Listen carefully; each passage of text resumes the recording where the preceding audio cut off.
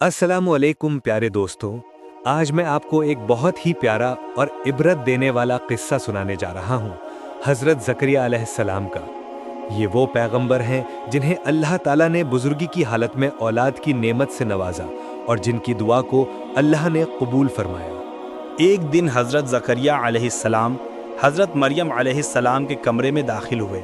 उन्होंने देखा कि मरियम के सामने हर तरह के बिन मौसम के फल और खाने की चीज़ें रखी हुई हैं। ये देखकर हज़रत ज़करिया हैरान रह गए।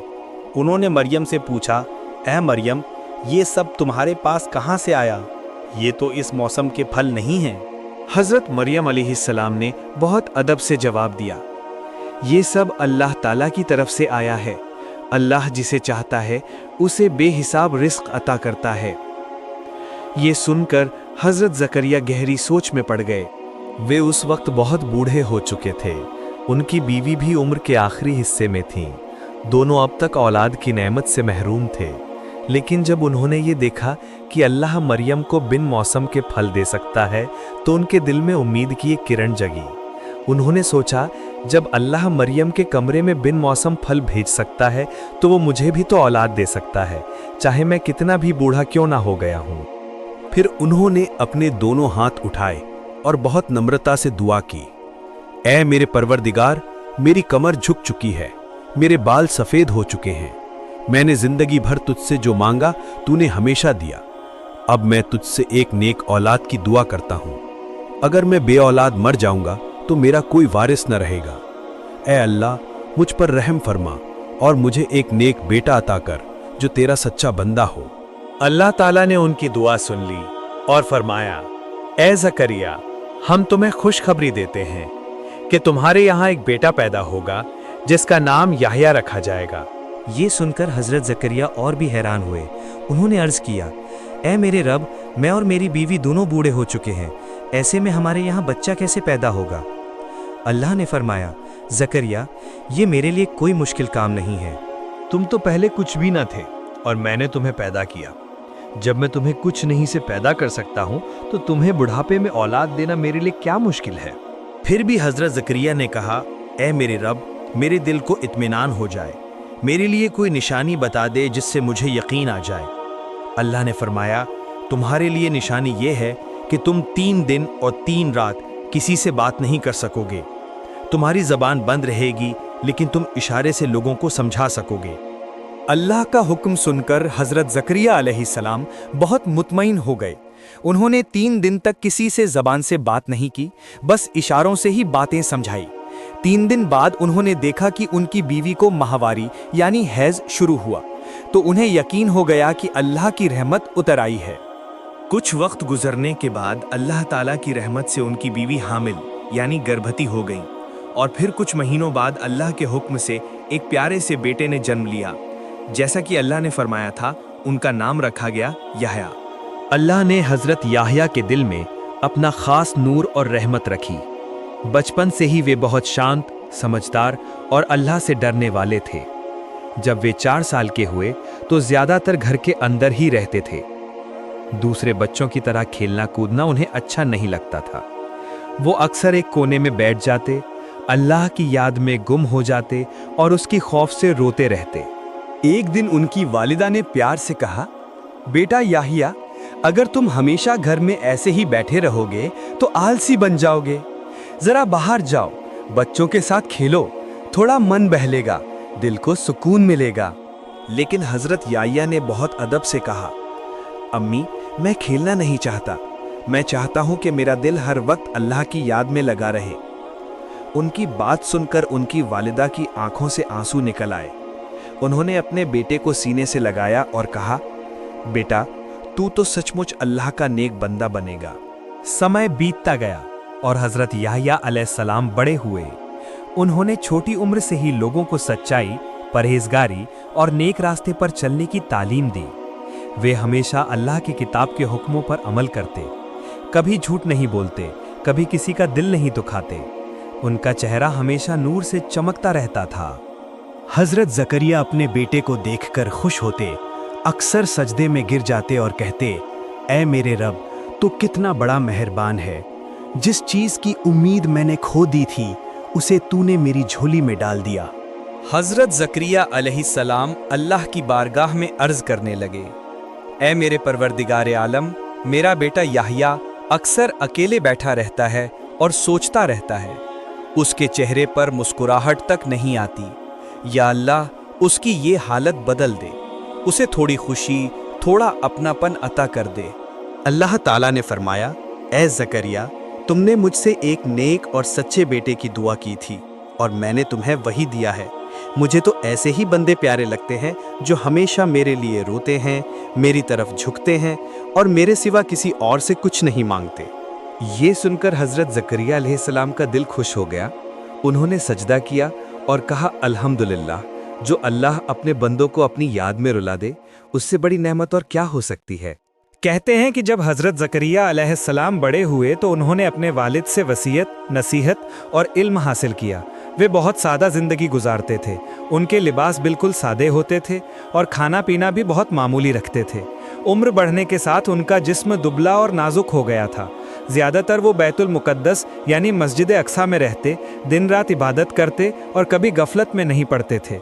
जब हजरत ज़करिया अलैहिस्सलाम और उनकी बीवी ने देखा कि उनका बेटा हजरत याहया अलैहिस्सलाम हर वक्त इबादत में मशगूल रहता है, न खाता है न आराम करता है, तो दोनों ने प्यार से कहा, बेटा याहया, अल्लाह ताला ने तुम्हें जिस्म की ताकत दी है, तो उसी के मुताबिक उसकी इबादत करो।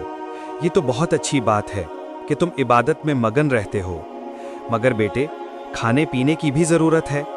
अगर तुम बिल्कुल नहीं खाओगे तो तुम्हारा जिस्म कमज़ोर हो जाएगा, फिर इबादत कैसे कर पाओगे। मगर हजरत यहिया अलैहिस्सलाम के दिल को ये बात बिल्कुल भी बर्दाश्त नहीं हुई। उन्होंने सोचा कि ज्यादा खाना मुझे सुस्त बना देगा और अगर सुस्ती आ गई तो इबादत में रुकावट होगी। बस उन्होंने अपना खाना बहुत कम कर दिया। जब वे मस्जिद में होते तो रोना और इबादत दोनों साथ साथ चलते। इतना रोया करते कि उनकी आंखों के कोनों और गालों पर आंसुओं के निशान बन गए और जख्म पड़ गए। ये देखकर उनके वालिद हज़रत ज़करिया अलैहिस्सलाम बहुत परेशान हुए।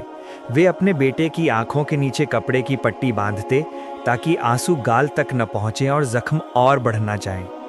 जब कभी हज़रत ज़करिया लोगों के सामने गुनाहों की सज़ा और जहन्नुम की भयावहता के बारे में बयान करते तो हज़रत याहया अलैहिस्सलाम डर के मारे बेचैन हो जाते, कांपते, रोते और उनके आंसू इस कदर बहते कि उन्होंने अपना नाम तक नहीं लिया होता।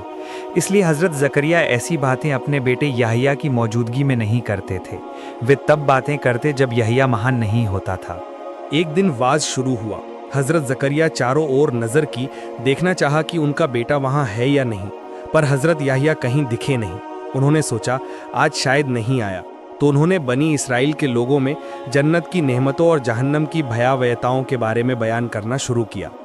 मगर क्या हुआ, हजरत याहया अलैहिस्सलाम मस्जिद के कोने में आधे झुके बैठे थे। जब उन्होंने अपने वालिद की ज़ुबान से जहन्नम की बातें सुनी तो उनका दिल सह नहीं सका। वे ज़ोर ज़ोर से रोने लगे और भागते हुए पहाड़ की तरफ निकल गए और गुम हो गए। उनके वालिद, वालिदा और सारे रिश्तेदारों ने बहुत ढूंढा मगर कहीं पता न चला। फिर 7 दिन बाद किसी ने उन्हें एक पहाड़ की गुफा में देखा। वहां वे अकेले बैठे अल्लाह की इबादत में मग्न थे, आंसुओं में भीगे हुए। उनकी वालिदा वहां पहुंची और बहुत प्यार से समझाया कि कहीं लौट आओ, पर उनका रोना थमा ही नहीं। किसी तरह उन्हें वापस लाया गया, पर वे लगातार रोते रहे।